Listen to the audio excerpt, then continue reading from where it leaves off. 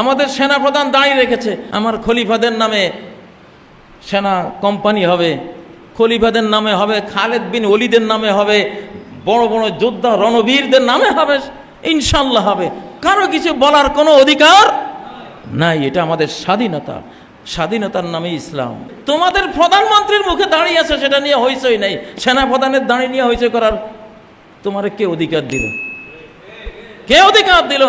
তোমার যদি শিখ সৈনিকরা পাগড়ি বেঁধে দাঁড়ি রেখে তোমার ভারতীয় সেনাবাহিনীতে চাকরি করতে পারে, আমার সৈনিক, আমাদের সেনাবাহিনীর লোকেরা তারা দাঁড়িয়ে রাখবে, প্রয়োজনে পাগড়িও বাঁধবে, প্রয়োজনে শেরওয়ানিও পরবে, তোমার বলার কি? আগের দিন এখন আর নাই। স্বাধীনতা আর ইসলাম একই জিনিস। কেন একই জিনিস? ইসলাম বলে তুমি শুধু তোমার মাবুদের সামনেই অবনত, আর কারো সামনে অবনত হওয়ার সুযোগ নাই। এটাই তো স্বাধীনতা। হযরত খালেদকে মিশরের বাদশা দাওয়াত দিয়েছিল, স্বর্ণের গেট বানিয়েছে।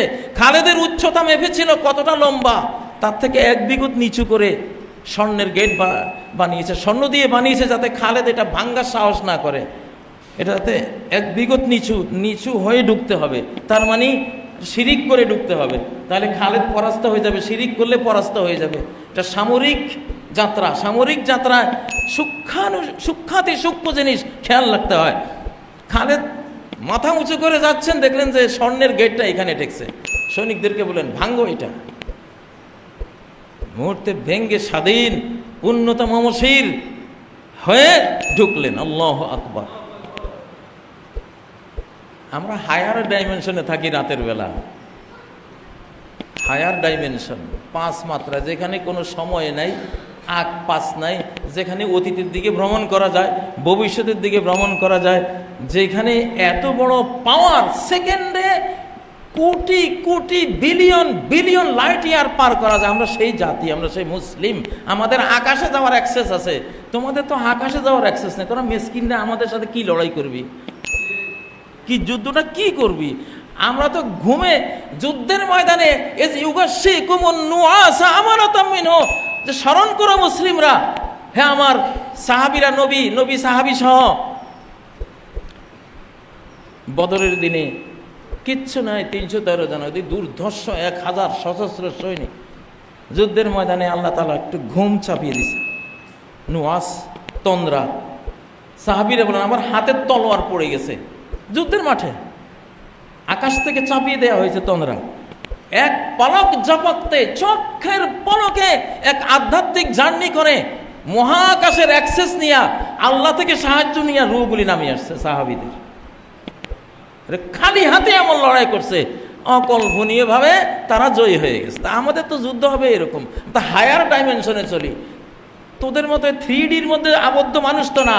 তোরা আকাশে যাইতে চাইলে ফেরেশতারা মুখ থাপড়ে ওখান থেকে বিদায় করে দে, যা নিচু কোথাকার, আসফালা সাফিলিন ওয়া আনতুমুল আ'লাউন।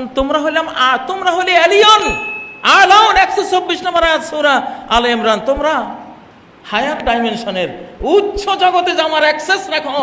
চক্কের পলকে ঘুমের ঘরে চলে যাইতে পারো, আবার আসতে পারো, পাওয়ার নিয়ে নামতে পারো, 1 জন 10 জনকে হারাতে পারো। যুদ্ধের স্বাদ মেটাই দেব ইনশাল্লাহ আমরা, কিন্তু যুদ্ধ আমরা শুরু করি নাই, করছি না। আমাদের উপরে যুদ্ধ চাপানো হচ্ছে, শুধু কেবল গায়ে পড়ে পড়ে যুদ্ধ চাপানো হচ্ছে। শেখ সাদি বললেন ওনার গুলিস্তার মধ্যে যে আমি ছোটকালে খুব ঘুষি মারতাম, যারে পাইতাম ঘুষি মারতাম। একদিন এক পালোয়ানের হাতে এমন এক ঘুষি খেয়েছি আমি, এরপরে জীবনে আর কাউকে ঘুষি দেই নেই। সর্বনাশ, ঘুষির মধ্যে এত কষ্ট, এক ঘুষি খেয়ে আমার চিরকালের শিক্ষা হয়ে গেছে। এখন হাত নিষ্পিস করে তো, মার তো খাও নাই, শতাব্দীর মার। হায়ার ডাইমেনশনে থাকা মুমিন জাতির মার তো খাও নাই, এই জন্য অভিজ্ঞতা নাই। যুদ্ধ চাপাই দিচ্ছ তো, মারের ছোটে বুঝবা ইনশাআল্লাহ মার কাকে বলে। মুসলিমরা আমরা হলাম, শহীদ হইল চক্ষের পলকে, জান্নাত থেকে হুরিরে এসে আত্মাটা নিয়ে যাবে, আসেন। আমার তো কোনো মৃত্যু নেই, আমার তো মৃত্যুহীন। মুমিন অমর হয়ে যায়, মরে গেলে অমর হয়ে যায়। শহীদ হইলে অমর হয়ে যায়, তাকে মৃত বলা নিষেধ। ওলা তাকুলু লিমান ইউকতালু ফি সাবিলিল্লাহি আমওয়াত, নিষেধ। শহীদ হয়ে গেছে, মারা গেছে বলা নিষেধ। বলবা শহীদ হয়েছে, শহীদ মানে উপস্থিত হওয়া, শহীদ মানে হাজির হওয়া, অ্যাটেন্ডেন্স। উনি হাজির হয়ে গেছে কোথায়? ওনার উচ্চ মাত্রার মহাজগতের জান্নাতে হাজির হয়ে গেছে, আল্লাহর কাছে হাজিরা দিয়ে এখন 24 ঘন্টা উনি হায়ার ডাইমেনশনে থাকবে। আমরা তো সেই জাত ইনশাআল্লাহ। তা আল্লাহ কি বললেন? উযিনা লিল্লাযীনা ইউকাতালুনা বিআন্নাহুম যুলিমু, যাদের বিরুদ্ধে যুদ্ধ চাপিয়ে দেয়া হচ্ছে তাদেরকে পারমিশন দেওয়া হলো এই জন্য যে তারা মজলুম হয়েছে, এখন তারা প্রতিরোধ করবে, প্রতিকার করবে, এখন তারা সবলদের উপরে চড়াও হবে। আল্লাহ পারমিশন দিয়ে কি চুপ করে থাকবেন? পারমিশন দেওয়ার অর্থ কি? আমি আছি তোদের সাথে, আমি এই লড়াইয়ে শরিক, আমি দেখব।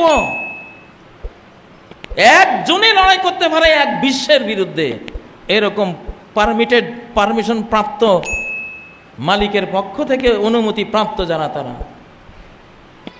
আমাদের শক্তির পরিমাপ কেউ করতে পারবে না ইনশাআল্লাহ। আমরা সর্বদাই অল্প